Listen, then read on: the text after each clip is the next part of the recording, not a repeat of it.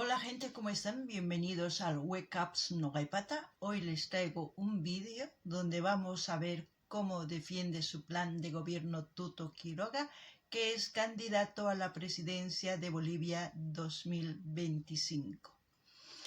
También decirles que al hacer este tipo de vídeos yo no apoyo a ningún candidato, ni pertenezco a ningún partido político, ni soy socióloga ni politóloga por el cual ustedes digan, sí, esta mujer sabe mucho. No, simplemente yo comento lo que pienso, lo que razono, para que ustedes también intenten un poquito de buscar información y para poder elegir al próximo presidente y no nos volvamos a equivocar.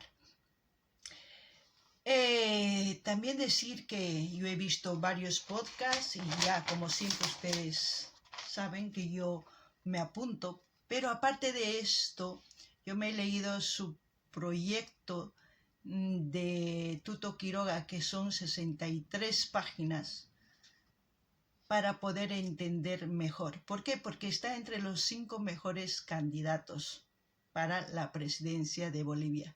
Y es por eso que he puesto más interés. Y más que todo porque ustedes saben que yo tengo un proyecto para presentar al presidente que entre a Bolivia. Así es que escucharemos y según a eso yo comentaré lo que tengo aquí escrito, resumido, para que ustedes pues entiendan un poquito cómo pienso yo. Pero al mismo tiempo diré que vamos a ver una parte, como siempre. Luego ustedes buscarán el canal donde se está transmitiendo, donde está este vídeo, para que ustedes se enteren de qué se trata exactamente todo lo que él exponga en este vídeo. Pero es importante decirles que yo voy a dejar el link de su plan de gobierno para que ustedes pinchen y vayan a ver, a leer, a enterarse. Y de esa forma quizás ustedes un poquito más entiendan las cosas que hizo Evo Arce en su gobierno, porque ahí relata hechos que quizás no lo sabían ustedes. Así es que empecemos a escuchar y ver este vídeo. Señoras y señores, está con nosotros Jorge Tuto Quiroga, candidato a la presidencia por Alianza Libre. ¿Cómo está, candidato? Buenas noches. Buenas noches, Soraya. Un gusto estar acá en RTP, en la comunidad Decide. Un saludo a Raúl, a Jorge Luis, a Martín. Un privilegio estar en este programa. Muy bien. ¿Está listo? Siempre listo. Muy bien. Vamos a saludar a nuestro panel de lujo, como siempre, que tenemos esta noche. Martín Moreira, analista económico. Martín, buenas noches. ¿Cómo estás, Soraya? ¿Cómo estás, Tuto? ¿Cómo estás, Jorge? ¿Cómo estás, Raúl? Un gusto estar en el programa y dispuestos a hablar sobre temas coyunturales para que la gente sepa qué propuestas hay en el panel para las elecciones. Muy bien, para que tengan un voto informado. Jorge Luis Palenque, gerente y periodista de Radio Televisión Popular. Jorge, ¿cómo estás? ¿Qué tal? ¿Cómo estás, Soraya? ¿Cómo está Tuto? ¿Qué tal, Martín? ¿Qué tal, Raúl? Es un gusto estar acá, un placer. A todas las familias bolivianas, muy atentas, muy expectantes. Creo que vamos a tener importantes determinaciones, importantes preguntas que tenemos en este panel, en temas económicos, en temas de toda índole, en realidad, y esperemos que nos acompañen acá desde el estudio más alto del país. Y también saludamos a Raúl Peñaranda, periodista. ¿Cómo está, Raúl? Bienvenido. Buenas noches. Tuto, buenas noches. Qué bueno compartir con ustedes, colegas, Martín, Jorge Luis, Soraya, para una noche, creo, intensa de información y de opinión. Muchísimas gracias por estar con nosotros. Vamos a... Bueno, ellos se presentaron y yo me presento. Soy una trabajadora más, igual que ustedes. No tengo un título ni nada por el cual me avale y diga que mis opiniones valen más que de ellos. Pero ahí va. Vamos a escuchar. Arrancar con la primera temática. Crisis económica compleja. El país arrastra un déficit fiscal persistente que en el 2024 llegó al 10%. Las reservas, que alguna vez superaron los 15.000 millones de dólares, redujeron a los 2.600 millones, generando escasez de divisas y un mercado paralelo. La inflación cerró en 2024 cerca del 10% y el FMI advierte que en el 2025 podría superar el 15%. El alza de precios en alimentos, medicamentos alimentos y productos importados ya provoca protestas y malestar social. La renta petrolera, que antes superaba los 5.500 millones de dólares, cayó a 1.635 millones, debilitando la capacidad del Estado para sostener subsidios, como el de los combustibles, cada vez más difíciles de financiar. Aunque el endeudamiento externo está en niveles manejables con el 26.9% del PIB, la deuda interna alcanza ya el 42%. Las calificadoras bajaron la nota crediticia del país, mientras el gobierno culpa a la Asamblea Legislativa por no aprobar créditos externos que aliviarían la situación. Vamos a escuchar cómo defiende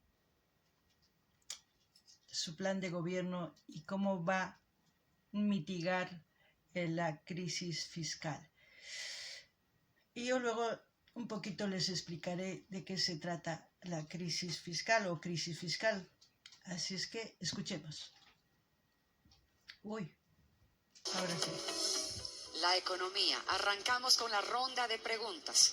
Vamos a darle paso a Jorge Luis Palenque. Jorge, adelante, por favor, 30 segundos. Gracias, Soraya. Candidato, la deuda externa del país se sitúa en 13.000 millones de dólares, un 26% de lo que hemos escuchado. Usted ha propuesto conseguir 12.000 millones, es decir, vamos a duplicar la deuda que va a estar por encima del 50% para tratar de aliviar esta crisis. Va a acudir al FMI y a otros organismos internacionales. El endeudamiento del 42% interno también preocupa.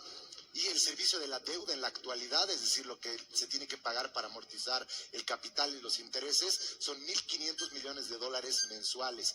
Si se llega a aplicar lo que usted manifiesta, esta cifra podría duplicarse. Eso va a ponerle mayor presión al erario público. ¿Cómo planea sostener las finanzas en la presión al erario público? Luis, está claro que la economía está en estado de quiebra. El problema no es tanto la deuda externa, que está en un nivel razonable, es el endeudamiento total. Y con todo respeto, por eso pedimos que publiquen el informe del Fondo Monetario, que dice que la deuda total externa e interna llega a 95% del PIB.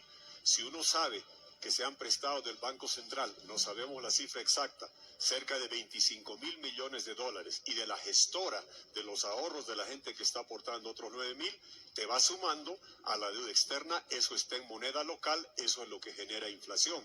¿Cuál es la crisis que tenemos? Un boquete fiscal enorme, hay que recortar el gasto, y un boquete de balanza de pagos que se ha generado a lo largo de los años. El programa de salvataje internacional es para solucionar el problema número 1, que es la falta de dólares. Hasta que no hagas eso, no repones la normalidad en el funcionamiento del mercado de divisa extranjera, no puedes comprar diésel y gasolina, no puedes importar medicamentos, no vas a poder devolver los ahorros en dólares en el corralito, y hasta que no hagas todo eso, no vas a recuperar la confianza y el funcionamiento del bolsín.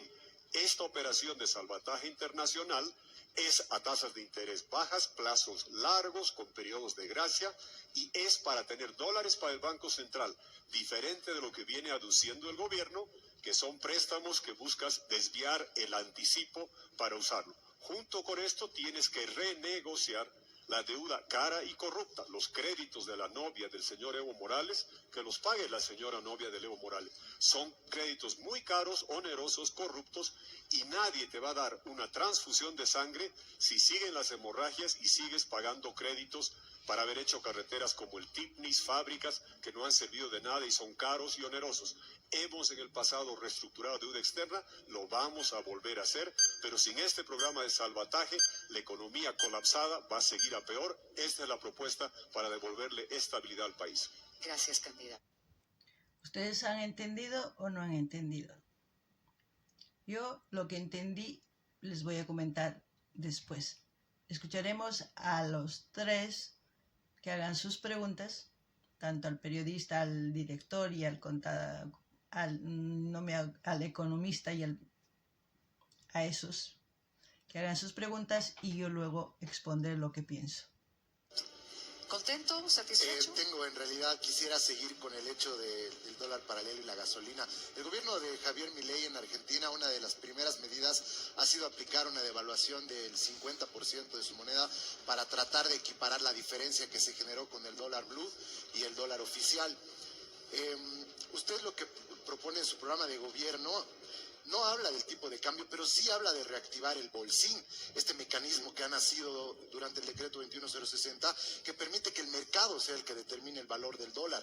¿Eso significa que usted está dispuesto a liberar el tipo de cambio y que los bolivianos puedan ver una devaluación gradual? Algunos críticos lo dicen, una devaluación disfrazada. Jorge Luis, ya hay devaluación real, no disfrazada, en la calle. El 6.96 es de pizarra, no existe. Entra a tu billetera de Binance, sale a la calle a pedir un cambista, es 17, es 18.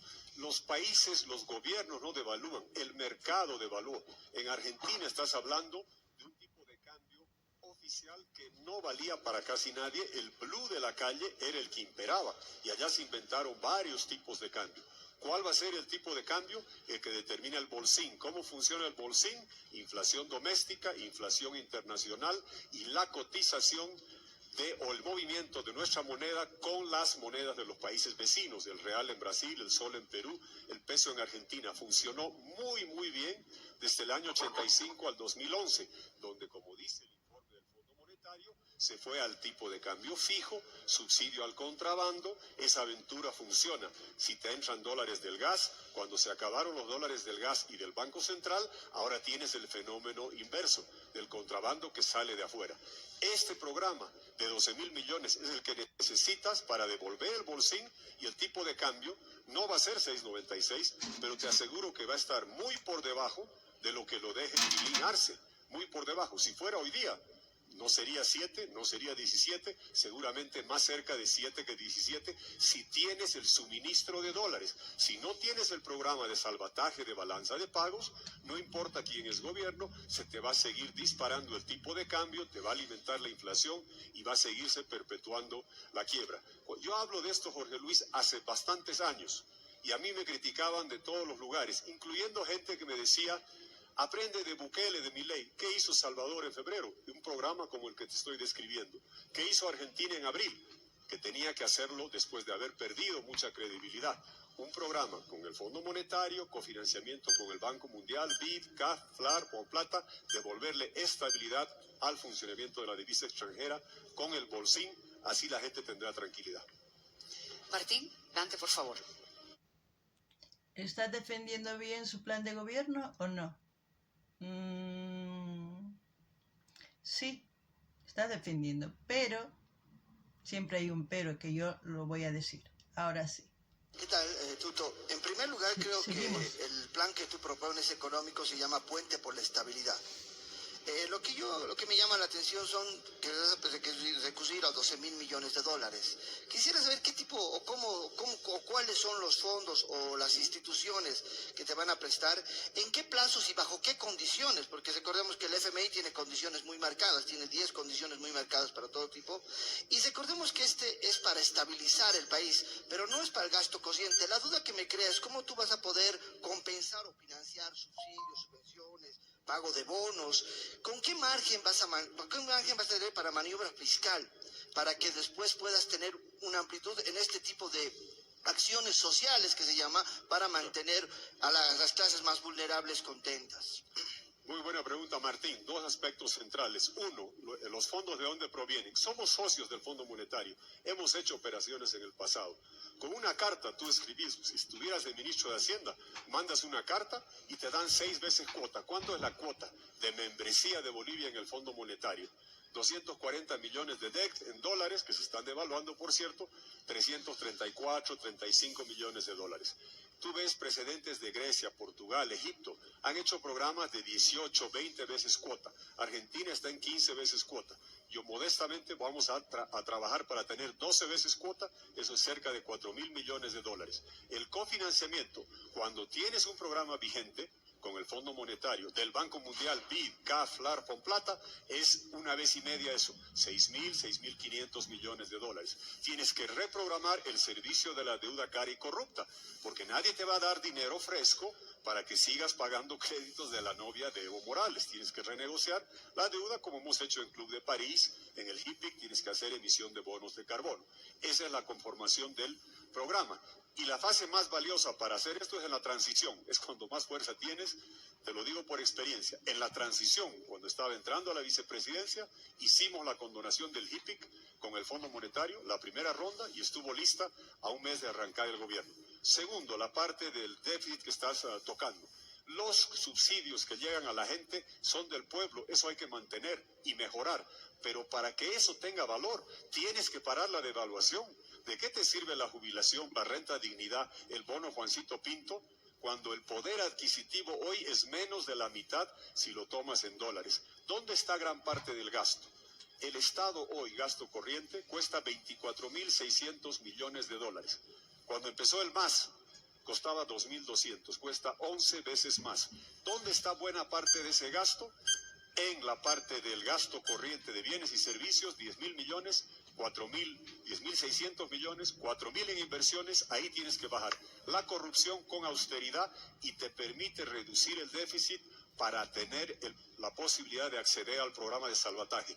Haces el salvataje, reduces este gasto superfluo de bienes y servicios y tienes que recortar al inicio un poco las inversiones sin corrupción y te da para pagar el programa. Estamos sobre tiempo, gracias. Bueno, antes de continuar, lo que les puedo decir de su plan de gobierno, tendrían que leerlo porque se van a enterar de cómo se gastaron el dinero de Bolivia en el gobierno de Evo y de Arce. Está desglosado perfectamente, como también está desglosado su plan de gobierno perfectamente. Pero hay algunas cosas que en este vídeo no lo van a decir, cosa que yo se los voy a contar para que ustedes se enteren. Y también les dejaré el link, como les he dicho, para que ustedes vayan a leérselo. Ahora sí, seguiremos escuchando hasta que termine el periodista y hacer su pregunta, luego comentaré. Martín, Recordemos que el FMI tiene condiciones claras y una de las condiciones es que el Estado no puede ser parte del aparato productivo. Entonces ahí me surge la duda de cómo, vas a estabilizar la economía y cómo la vas a mantener el pago de deuda después. Ojo, que vas a tener una deuda grande, tienes un 24.4%, 12.000 millones, estás hablando de un 22% más, sumado es un 46%. Y si no tienes que ser parte, ¿cómo vas a poder reactivar el tema de la exploración? ¿O lo vas a hacer como en el 2001, cuando has liberado las empresas que dejen de explorar, por ejemplo, en campos como Itaú, Sauces o Margarita, ¿no ves? Entonces yo tengo esa duda, porque los has liberado con 1.340 millones de dólares en tu época de gobierno. Empiezo, Martín, corrección, absolutamente falso. Lo de pozos por parcela era la obligación que se mantenía. Si no encontrabas, devolvías. La mejor respuesta te la doy. Año 99, año 2000, 64 pozos de exploración al año. Evo Morales, 2006, 2010, 5 al año. 2010 al 2015, 1 al año. Arce se para en su pizarra y dice que Evo Morales, sus últimos 4 años, hacía medio pozo al año. Y la demostración está que las reservas se acabaron totalmente. Ahora bien, va aparejado tu pregunta, me encanta por lo siguiente, porque el puente de estabilidad no te puede dejar a medio del río. Tienes que tener un país que pueda atraer dólares y generar dólares. ¿Cómo se hace eso? Del 8 de noviembre para adelante vamos a cambiar toda la legislación de hidrocarburos, de minería, de agropecuaria, de litio, traer inversión extranjera, generar producción, generar exportaciones, modificar todos los sistemas de turismo, porque el puente de estabilidad te da 2, 3 años, pero al final del puente tienes que tener una Bolivia que pueda atraer inversión extranjera, que hoy día es cero, para tener ese influjo de dólares, y nadie va a invertir en un país que no tenga un bolsín funcionando. Si no hay un tipo de cambio normal con el bolsín, ni en Argentina ni en Bolivia invierten. Y lo otro es el shock de inversión para poder generar la producción. Y ojo, la mejor demostración de hidrocarburos está que hoy Se ha perdido el mercado argentino, estamos por perder el brasileño y en este lindo estudio del alto de RTP, prepárense que en 2 años, si no hay una resurrección con inversión extranjera de hidrocarburos, dejando de lado todos los ataques sañudos que hemos recibido, apaguen 7 de cada 10 focos, ya no van a poder cocinar en casa a gas, ya no vas a poder tomar un micro con GNB. Viene el colapso total. Hoy es económico, es de dólares, es de diésel y gasolina, mañana sería de GNB, de suministro termoeléctrico y del gas a domicilio. Gracias, candidato. Raúl. Uy, qué miedo, ¿verdad? Todos dirían, sí, Tuto nos va a salvar. Pero creo que por mi parte no. Así que vamos a escuchar ya. Prepárense a lo que les voy a decir. Tuto, le hemos escuchado decir que una de las principales ideas de su gobierno será transparentar el precio de los combustibles. No podemos mantener este subsidio a los combustibles. El Estado, como se sabe, compra un combustible caro y lo vende barato internamente. Pero subir el precio de los combustibles en el pasado en Bolivia y en otros países ha generado protestas, movilizaciones, gente que se ve afectada, sube la inflación. En el primer día de su gobierno, y cuando suban estos precios de los combustibles, ¿cómo va a enfrentar? ¿Cuál va a ser la estrategia de enfrentar eso que podría ser un escenario de inestabilidad y problemas sociales? 2 cosas ahí, Raúl. Primero, el problema central de Bolivia hoy es falta de dólares, no es el precio del combustible. ¿Por qué? Porque lo puedes vender a 3 bolivianos, a 10 bolivianos, a 12 bolivianos, es irrelevante. No tienes los dólares para importar. ¿Qué pasó? Nunca teníamos líquidos, pero cuando teníamos exploración y reservas y alta producción de gas húmedo, extraías los líquidos y teníamos prácticamente autosuficiencia, haciendo unos swaps de diésel por gasolina, unos intercambios. Cuando se desploma la producción de gas, lo primero que se te seca son los líquidos, porque es como en un globo que hay poquito de líquido, si pierde la presión del aire ya no puedes extraer los líquidos y por eso se ha desplomado la producción de diésel y gasolina y con cada vez menos dólares tenías que importar cada vez más diésel y gasolina y eso colapsó. Lo primero que tienes que tener es el programa de estabilización para garantizar que tengas la posibilidad de comprar. Lo segundo, en el precio que vas a tener, nada puede afectar la inflación. El diésel se va a liberar porque es producción y se paga. En gasolina no puedes afectar ni a la gente pobre ni al transporte público. ¿Por qué? Si la principal preocupación es bajar la inflación, tú no puedes hacer un sistema donde al mismo tiempo que estás tratando de aplacar la inflación, evitando que el Banco Central te siga financiando el gasto oneroso, conforme vas reduciendo el gasto, recibes el programa de salvataje, recién a mediano plazo puedes ir viendo eso. Si haces al principio, estás siendo contra los objetivos que estás buscando, que es aplacar la inflación. Y existen métodos y formas hoy para garantizar que el transporte público, como el BESISA, al principio no lo hagas porque de lo contrario alimentas la inflación. A mediano plazo hay que cambiar la matriz de transporte a lo que tenemos, gas natural vehicular, resucitando el sector, ojalá baterías de litio e ir modificando la forma que consumes. Pero al inicio, nada que afecte la inflación y nada que afecte el transporte público a la gente pobre. O sea que vamos a tener un precio diferenciado para los transportistas, eso no genera luego posibilidad de contrabando.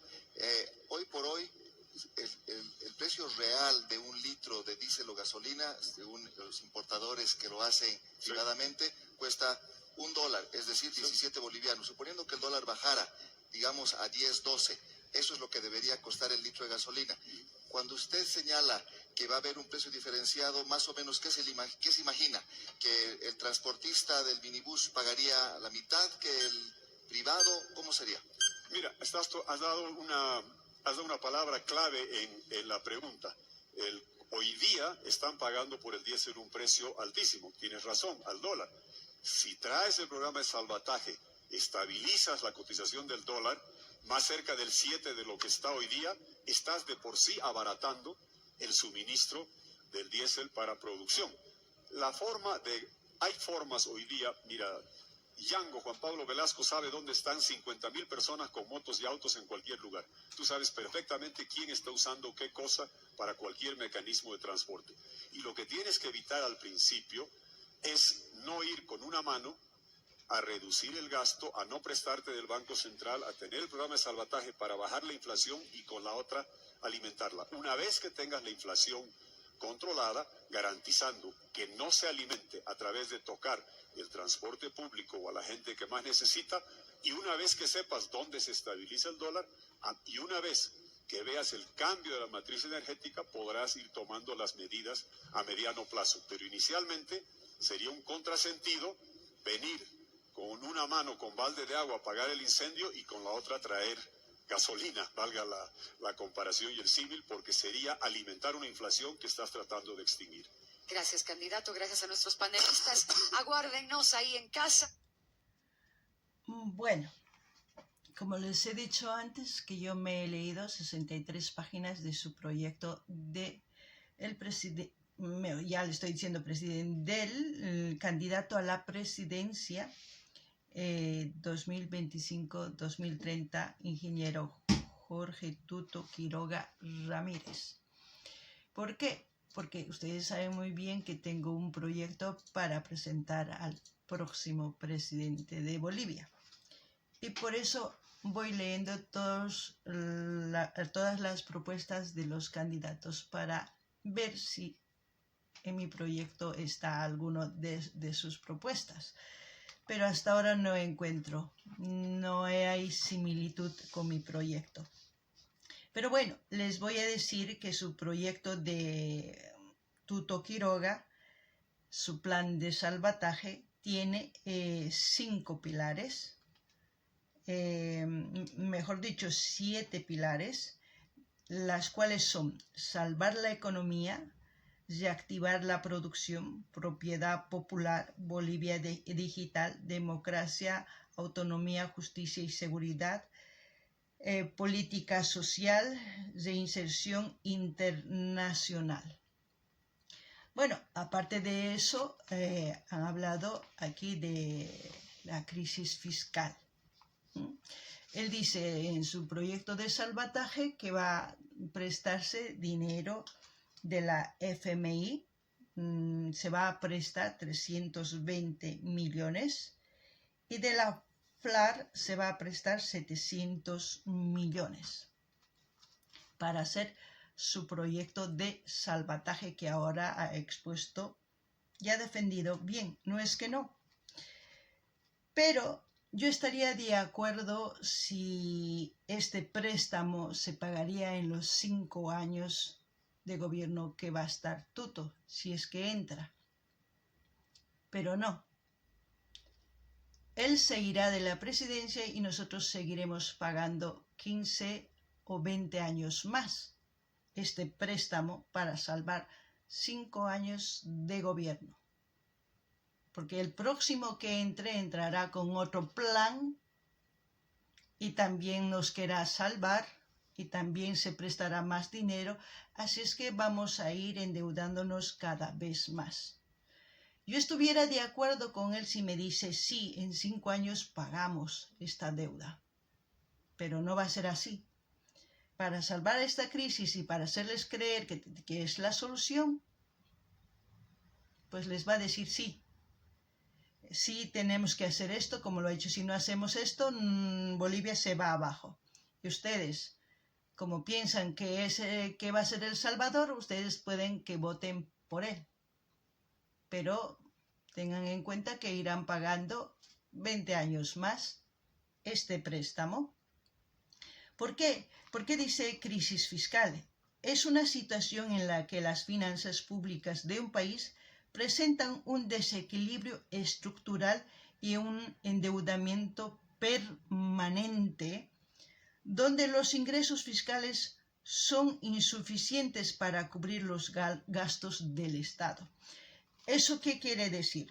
El dinero que recaudan por ingresos tributarios como venta de terrenos y otros, etcétera, etcétera, no es suficiente para cubrir los gastos del Estado. Es como decir, cuando ustedes en su casa van a trabajar. Trabajan, y llegado a fin de mes nunca les llega el dinero y se van prestando de la vecina, de la tienda o un préstamo, se van endeudando. ¿Por qué? Porque sus prioridades de ustedes no ha sido el ahorro, ha sido gastar en fiestas, o ser padrinos de alguien y no han sabido su economía administrar. Pues es lo mismo que pasa en el gobierno. Esto ocurre cuando el gobierno gasta más dinero del que ingresa. ¿Y en qué se gasta? Ustedes ya han escuchado cómo se gastó Evo Morales el dinero. ¿En quiénes se gastó? Pues eso pasa en todos los gobiernos. Y cuando entran al gobierno, entran toda la familia y en familia se queda todo el secreto, ¿no? Y nadie puede decir en qué exactamente y como nadie fiscaliza nada, pues así se queda. El préstamo, que va a ser del Fondo Monetario Internacional y de la FARC, yo no sé cada año cuántos millones vamos a pagar si es que Tuto entra. Pero yo no estaría, no sé, de acuerdo por mucho que lo defienda bien su proyecto Tuto. Porque no solamente es decir esto voy a hacer y esto, lo otro voy a hacer. No, la solución es de dónde él va a generar dinero para devolver. Aparte de crear empleos, aparte de digitalizar todo el país, que eso es lo que quiere él, digitalizar. Pero entre todo eso hay gente adulta que todavía no maneja bien lo que es un teléfono móvil digital. Las aplicaciones tendrían que ser fáciles de utilizar, no complicadas, porque aquí en España es todo digital, la salud, la justicia, todo es digital. Puede hacer uno trámite por internet, puede pedir cita por internet, puede tener una videollamada con su propio médico para ver de qué está enfermo. Todo es digital. Entonces, sus soluciones son esas de Tuto, digitalizar todo Bolivia. Y al mismo tiempo decir que va a dar gasolina a sectores prioritarios y los demás que son. Ahí no hay un plan de un consorcio de transporte donde se planifique horarios de circulación de los servicios de transporte. No hay paradas donde la gente pueda pararse. Cada uno sale de su casa, hace parar el autobús o el trufi o lo que sea. En Bolivia eso es lo que hacen. No hay un programa ni por aplicación ni por nada para que los servicios funcionen bien y reduzca el gasto de gasolina y la contaminación. No hay, simplemente se basan en cuánto van a vender el diésel, en cuánto van a vender la gasolina. ¿Y por qué no hay? Porque si tenemos que traer dólar, siempre en el dólar, somos dependientes del dólar. Si no hay el dólar, seremos dependientes de otra moneda que tenga más valor, como es el euro. Nosotros nuestra moneda depreciamos, lo devaluamos, es como un papel que nos sirve. Mientras no le demos valor a nuestra moneda, siempre seremos dependientes, ya saben de quién, ¿no? ¿Ustedes no quieren ser iguales como ese país? ¿Ustedes quieren ser sus sirvientes de ese país? Estados Unidos no dice yo quiero bolivianos. Estados Unidos maneja. Tampoco somos un estado de Estados Unidos para manejar su dinero. Con eso no estoy diciendo que cada uno es libre de comprar la moneda que quiera y ahorrar. Pero dentro de nuestro país debemos manejar bolivianos. Y debe haber un modo, un método en la cual se traiga dólares a nuestro país, pero no ser dependientes. Y ese método está en mi proyecto. Yo no soy economista, ya les he dicho, pero hago pensar mucho mi cabeza. Entonces, ustedes hasta ahora han escuchado eso. Yo ya les he dicho cuánto se va a prestar de la FMI, de la FLAR. A ver qué nos dice ahora con las próximas preguntas. Esa más vamos a escuchar y luego les voy a explicar más de lo que he investigado de su proyecto de Tuto, así para exponer lo que pienso. Ahora sí, escuchemos.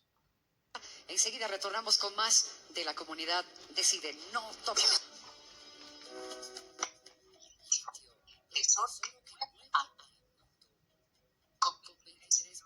Uy.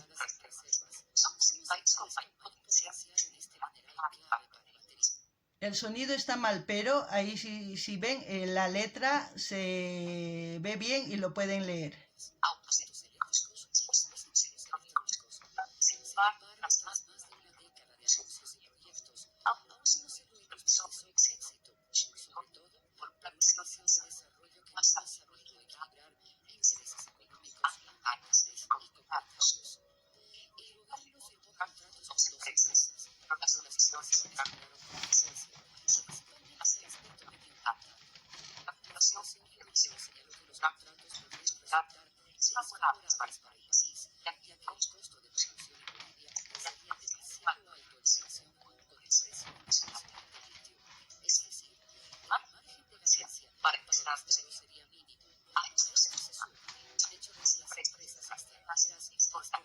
La materia prima, lo que provocaría dejar fuera del país y es donde realmente se genera valor y empleo.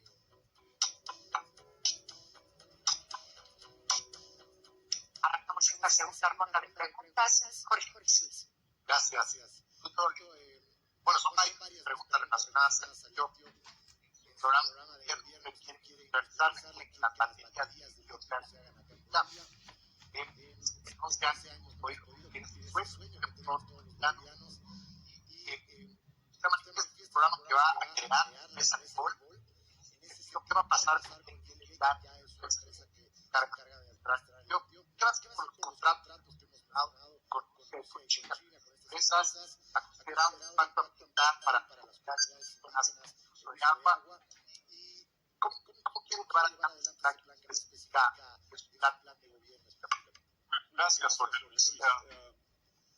Yo recuerdo que en los 2007 salieron los iPhones Android y lo que antes era particular empezó a llegar a todo relojes, vehículos y una tecnología dominante en largo plazo para movilidad y conectividad.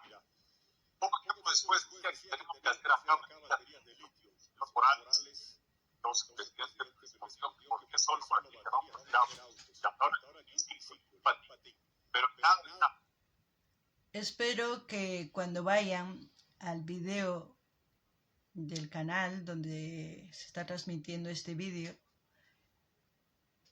pues lo escuchen bien, pero vamos a continuar. Fracaso todo ha sido puro anuncios. Con menos de 1% del gas, hicimos demoler el corazón en el Cono Sur, alimentando a grandes mercados de Brasil.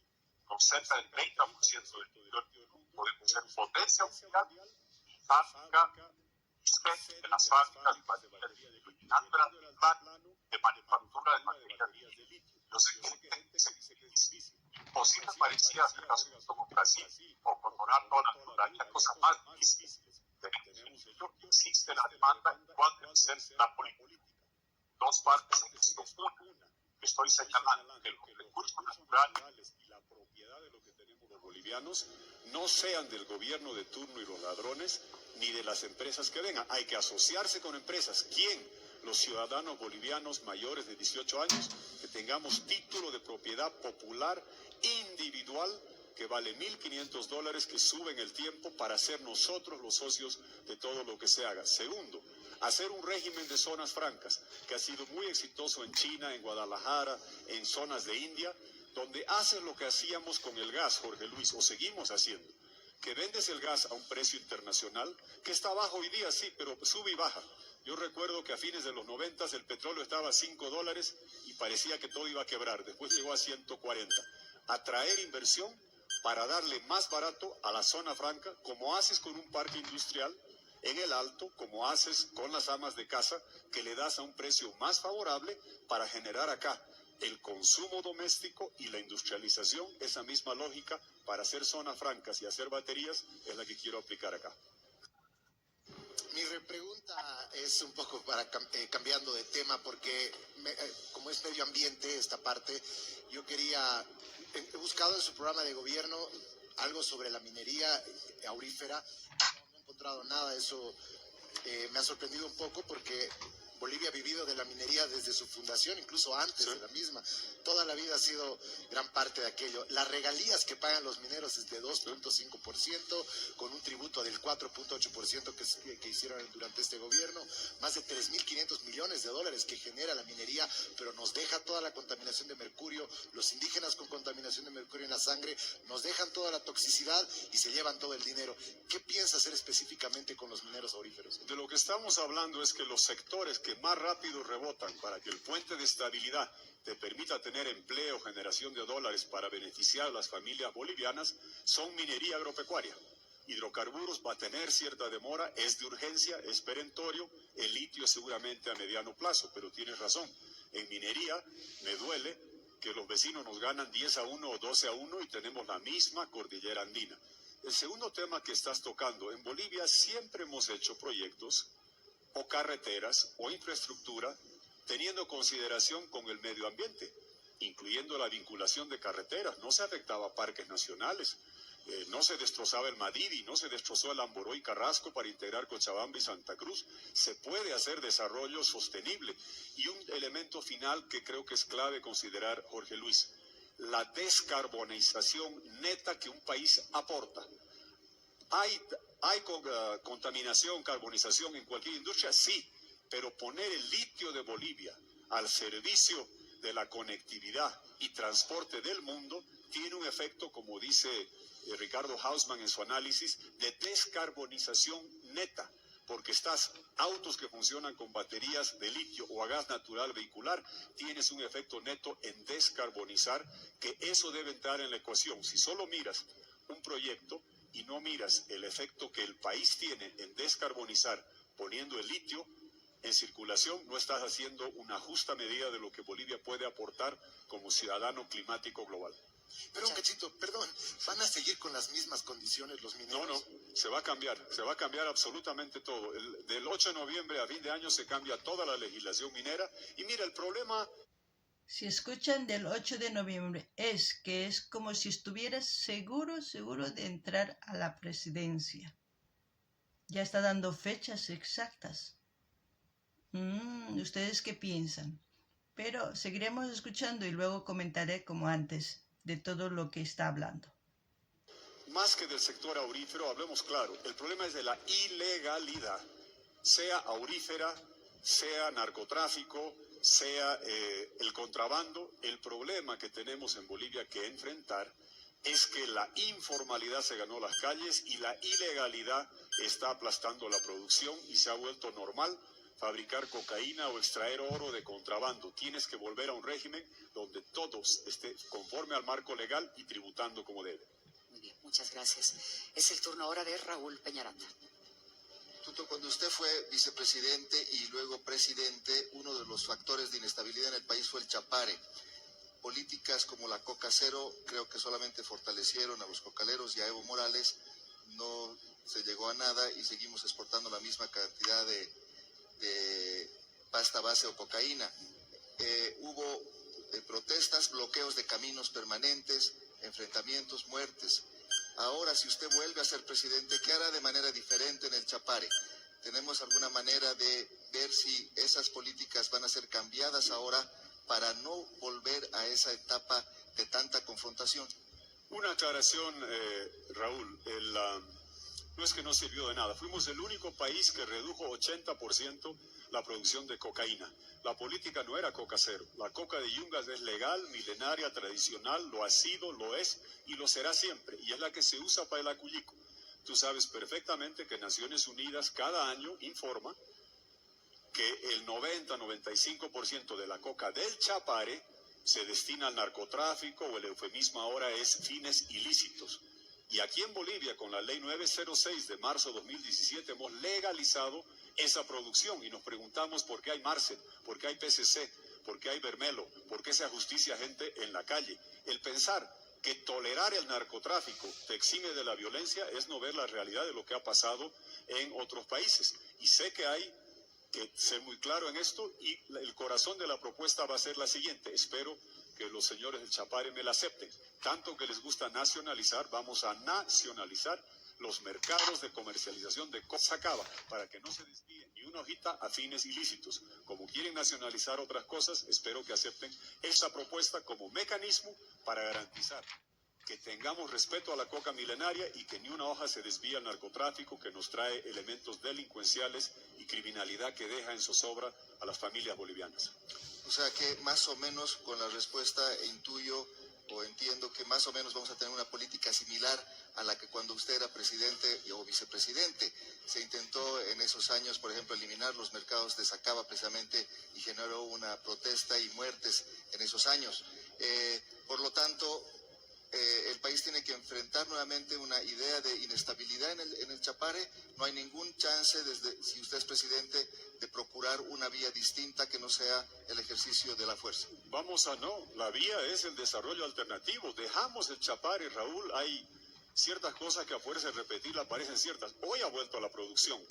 Yo dejé el Chapare con más producción de banano y palmito que la coca que había, que se destinaba al narcotráfico. Se hizo una enorme tarea, con enorme sacrificio, porque efectivos policiales han ofrecido su vida para que el país no tenga narcotráfico, pero los resultados reales, que después cambiaron, fue que había más producción de desarrollo alternativo en el Chapare que lo que había en ese momento de coca y cocaína. En el caso de lo que queremos hacer hacia adelante es perfecto, es decir, los mercados que sean manejados por el Estado, para garantizar que el Estado controle, como harías con cualquier producto que se puede desviar a fines ilícitos y criminales. Y creo que es bueno en esto hacer notar lo siguiente. Yo sé de los bloqueos que hubo. El año que estuve de presidente no hubo bloqueos en el Chapare, teníamos fuerza de erradicación, despejábamos los caminos y se manejaba todo con claridad. Pero también el pensar que si dejas que la cocaína se produzca a borbotones, Bolivia va a vivir un oasis de tranquilidad. Acaban de asesinar a un coronel en los Rangers de Montero en circunstancias raras. Han matado a un policía el otro día saliendo de su garaje. Al capo del PCC lo han encontrado viviendo a sus anchas en Santa Cruz. El señor Marcet tenía su equipo de fútbol. Todo eso es producto de la contemporización con el narcotráfico y el pensar de que hay una forma de salir de esto transando con la criminalidad y narcotráfico, es no conocer la realidad de lo que esas industrias generan. Bolivia tiene que tener un país sin narcotráfico, sin criminalidad. Muy bien, muchas gracias. Ay, está más que interesante esto. Bien. Espero que ustedes en la casa estén ya pensando por quién van a votar y si van a votar por el candidato que tenemos esta noche con nosotros. Es el turno de Martín Moreira. Martín. En primer lugar, cuando hablamos de medio ambiente tenemos que hablar de industrias. Cuando vamos al Fondo Monetario Internacional, el Fondo Monetario Internacional normalmente canaliza espacios para las transnacionales. Y eso es un hecho en todo el mundo. Cuando hablamos de la revolución propietaria, tú dices que todos los bolivianos vamos a ser dueños. ¿Qué porcentaje va a ser dueño la transnacional o la empresa que se adjudique? ¿Una empresa YPFB o una empresa minera o el Mutum? ¿Y qué cantidad le va a tocar al ciudadano boliviano, no? Y creo que va pegado a eso, que tú planteas dentro de esto que vas a generar nuevas leyes de inversión, nuevas leyes de litio, nuevas leyes de minería, porque tienes que generar ese sostén. ¿Cómo lo vas a hacer? Y comparando al tuto del pasado con el tuto que está postulando al 2025, que ha firmado la privatización, que ha firmado un acuerdo donde ha priorizado las transnacionales, ahora, ¿cómo va a ser esta etapa para que no nos desforesten, no se lo coman nuestros recursos naturales y sea equitativo? Muy bien, gracias Martín. A ver, primero nadie deforestó, más bien hasta creamos el Fondo de Medio Ambiente con la condonación de la deuda norte. ¿Qué piensan ustedes? Defiende bien, no crean que no, su plan de gobierno, pero hay algunas cosas que no están diciendo que yo les voy a decir, pero seguiremos escuchando. Americano. Primero, creo que es bueno aclarar a la gente este tema de las malhadadas, vilipendiadas transnacionales.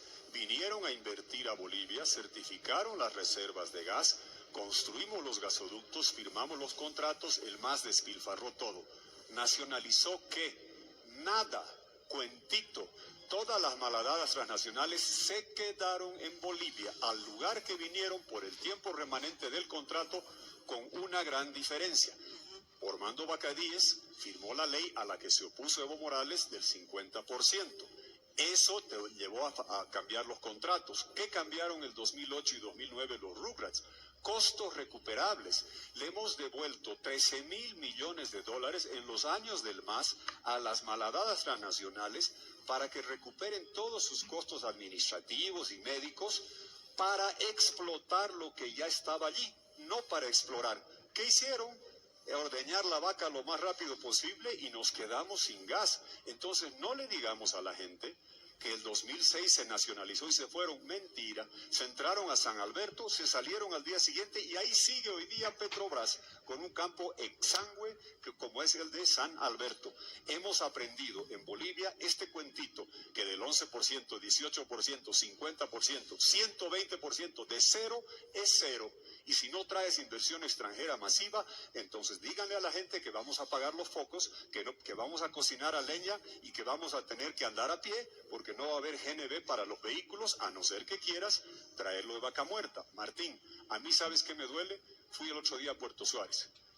Y tocas ese tubo por el que ha salido mucho gas de Bolivia, hoy día está saliendo cada día más gas de Argentina y nos hemos vuelto de país productor a país peaje por justamente dejar al país sin reservas de gas. Le preguntando, entonces eso del gas de Argentina, del mercado de Argentina, sabíamos que se iba a acabar porque ya estaba Vaca Muerta y es un hecho concreto. Ahora, pero cuando hablamos de las certificaciones y las transnacionales, ¿por qué en la etapa de gobierno han certificado 24 TCF las transnacionales que estaban en el 2001, 2002, 2003, 2004, 2005 y resulta que teníamos 9 TCFs? ¿Será porque han emitido bonos a bolsas internacionales para decir que se tenía gran cantidad de gas y nos han mentido a los bolivianos? Y también tendríamos que decir que toda la sobreexplotación que se han hecho en el gobierno neoliberales, en el gobierno de Evo Morales, ha sido revertido con el plan de desactivación de Upstream, que va a dar luces de aquí a unos años y que va a servir. Creo que eso sería. ¿Y cómo usted se compara entre el pasado y el futuro? ¿Cómo va a encarar esto para que esta cantidad de acciones lleguen realmente a los bolivianos? Muy sencillo, Martín. Decirle a la gente la verdad. Ya el discurso trillado de que el MAS nacionalizó, nadie se la cree. Reitero, vayan a ver cualquier campo, San Alberto, Margarita, San Antonio, las mismas transnacionales siguen allí, se acabaron el gas, no exploraron y recibieron costos recuperables. Les hemos pagado, perdón por ser craso, hasta la cirugía cosmética de las esposas de los ejecutivos de las transnacionales, 13.000 millones de dólares estos años. ¿Cuál fue el precio de esa aventura? No explorar.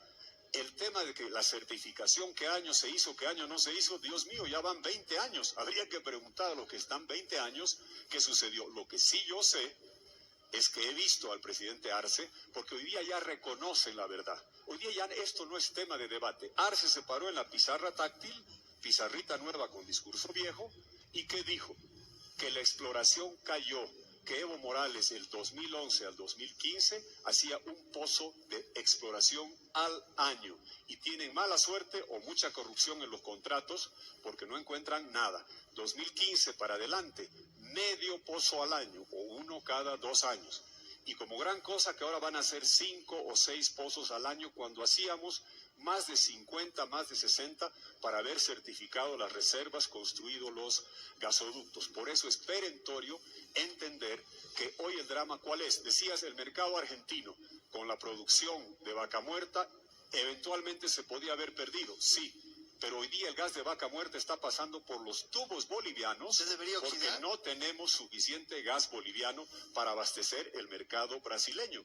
Y estás camino a ser, en lugar de país productor, mero país peaje. En lugar de productor de carne, el mesero que trabaja por la propina. Y lo más grave, no es solamente perder el mercado brasileño, es quedarnos sin generación eléctrica, sin gas para cocinar y transportar. Para aclarar, perdón, 2 segundos. La ley 26366 en su gobierno la ha liberado de las exploraciones a las transnacionales.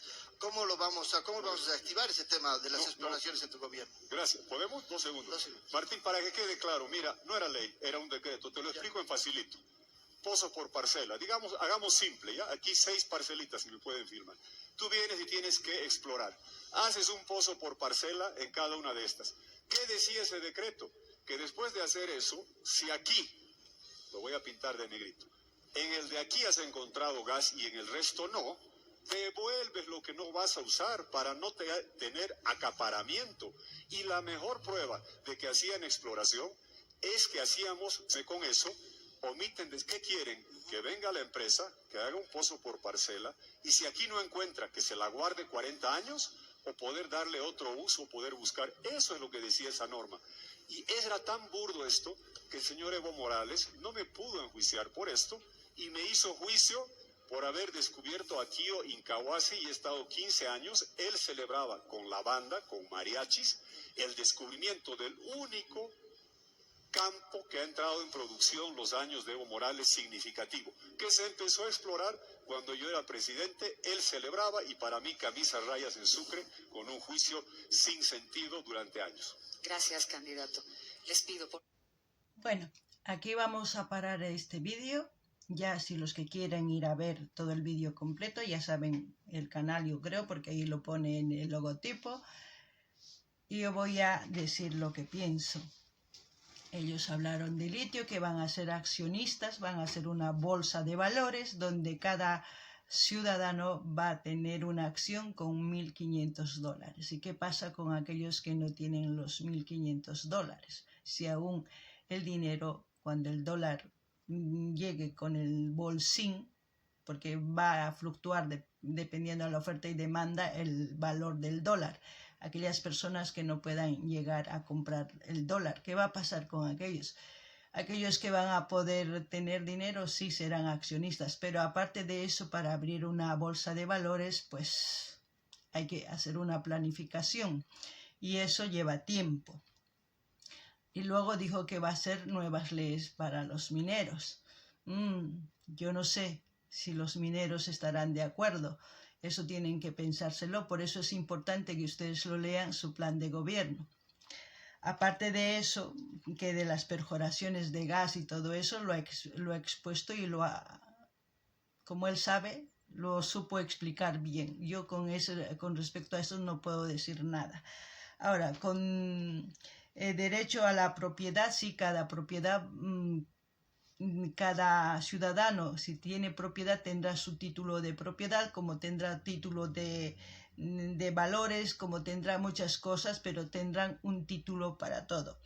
Eso va a ser con el sistema de digitalización que quiere hacer para Bolivia. No digo que no está mal, no es que quiera decir que su proyecto está mal. Me gusta, no es que no. Pero lo que no me gusta es, para la lucha contra el narcotráfico que ellos han hablado, traerá a la DEA. ¿Eso qué quiere decir? Menospreciar a los que ya tenemos nosotros en Bolivia, a las policías, a los militares, como si fueran incapaces. ¿Por qué no traer de la DEA? Pues que si realmente la DEA está formado, ¿por qué no vienen o traen o contratan gente para que enseñen y preparen a nuestra gente para que sean capaces? Porque la DEA, cuando venga, lo que encuentren va a ser para la DEA. El dinero, todo lo que encuentren del narcotráfico se queda. Con ese dinero trabajan. Pero aparte de eso, ¿ustedes están de acuerdo en erradicar la coca o la blanca? ¿Cuál están dispuestos? Yo creo que no se va a erradicar nunca. Les digo porque mientras que haya consumidores, seguirá existiendo ese negocio. La única forma, legalizar, cobrar impuestos. Y aquel que quiera caminar toda su vida zombie, que camine, porque estamos en democracia, ¿no? ¿O no estamos en democracia? Pues aquel que tiene dinero para drogarse, pues que tenga dinero también para sanarse, porque ese privilegio lo está asumiendo al meterse la blanquita, ¿no? Entonces, ¿por qué nosotros tenemos que pagar para que se rehabilite o para lo que sea? Entonces hay que pensar mucho. No solamente va a traer a la DEA, va a traer a muchos organismos para luchar contra eso. Otra cosa, también va él trabajar con una organización internacional, se los voy a decir cuál es se los voy a deletrear las siglas, ONU. Ellos tienen 17 objetivos. ¿Por qué quiere traer para mí? Es mi pensamiento. Porque esa organización da dinero para que cumplan sus 17 objetivos. Y pienso yo, nosotros queremos ser iguales que los otros países, no ser colonizados sin cadenas. Porque si aceptamos a que vengan esa organización a nuestro país, si entra Tuto a la presidencia, sí, va a venir, ya les he dicho, la DEA y otros organismos, como esta organización mundial, vendrá porque Tuto está seguro de que sus objetivos son los mismos que él está presentando en su plan de salvataje. Yo no estoy a gusto que trabaje con ese organismo porque no sé ni quién es el presidente, no sé ni quién lo eligió, ni quiénes son para que vengan a decidir por nuestro país. Existen hace años y no veo un país sin guerra, sin desnutrición, sin tráfico de humanos. No veo ningún país, pero ellos quieren seguir dominando, quieren ser los que manejan los hilos. Si ustedes quieren ser esclavos, sin cadenas, ahí pueden votar por Tuto. Y si ustedes quieren que haya en nuestro país muertos, pueden votar por ellos, porque la DEA viene con esto, no viene simplemente. Por eso es importante que nuestra policía, nuestros militares sean preparados para combatir. Tampoco va a construir cárceles para los corruptos. Simplemente lees y cada vez más lees. Entonces yo no sé si el papel aguanta, como el papel ha aguantado en 63 páginas su plan de gobierno. Puede aguantar todo el papel, no digo que no. Otra cosa es que se haga acción con lo que está poniendo en el papel. Aparte de eso, para que nuestros hijos no sufran, no sean lastimados, tanto mujeres, tanto hombres, va a traer a ya saben, en que CEFF termina.